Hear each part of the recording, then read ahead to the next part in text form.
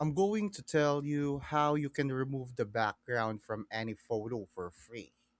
First, open your web browser and go to a free background remover, such as remove.bg, Adobe Express, or Canva.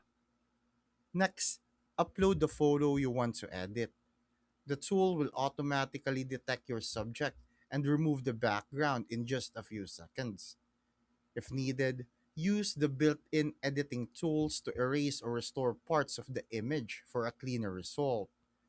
Once you're happy with the result, click download to save your image. Many tools let you download the free version, while higher resolution downloads may require an account or subscription. And that's it. That's how to remove the background from any photo for free. Thanks for watching. Make sure to subscribe for more useful content.